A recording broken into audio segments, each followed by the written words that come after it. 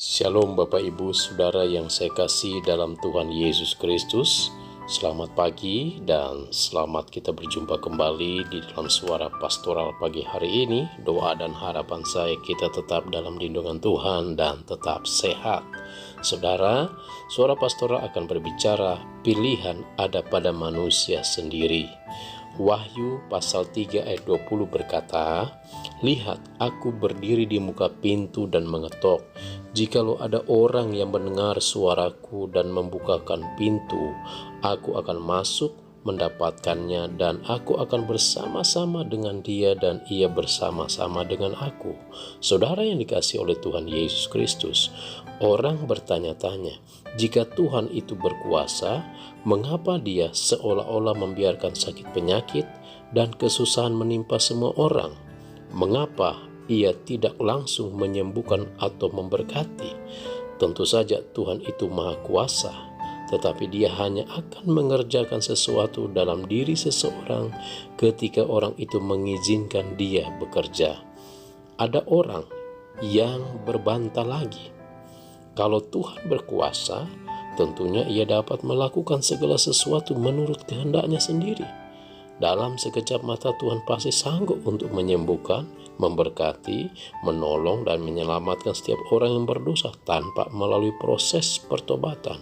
Saudara yang dikasihi oleh Tuhan, Tuhan tak ingin manusia ciptaannya itu seperti robot yang dapat dijadikan apa saja. Sesungguhnya Tuhan dapat saja memaksa setiap orang untuk bertobat dan menerimanya sebagai juru selamat dalam hidupnya. Tetapi Tuhan memberikan kepada setiap manusia free will, kehendak bebas, sehingga manusia mempunyai hak untuk menentukan pilihannya sendiri.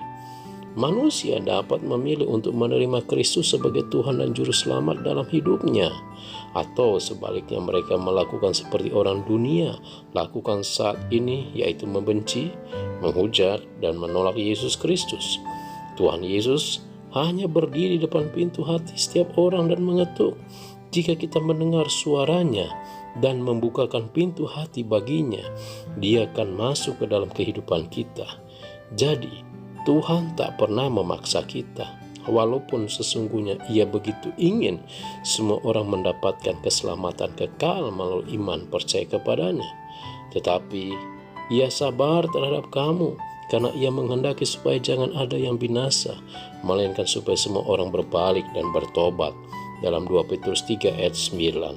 Saudara yang kasih dalam Tuhan, bahkan setelah seseorang bertobat dan lahir baru, ia juga tak kehilangan kehendak bebasnya untuk memilih taat kepada firman atau tidak taat. Yang harus disadari adalah bahwa ketidaktaatan mendapat balasan yang setimpal. Sekali lagi, ketidaktaatan mendapat balasan yang setimpal. Dalam Ibrani 2 ayat 2. Sebaliknya, kalau kita mau taat, maka berkatlah yang menjadi bagian hidup kita. Tuhan Yesus memberkati. Selamat kita menikmati hari libur di hari ini, saudara. Haleluya, haleluya. Amin.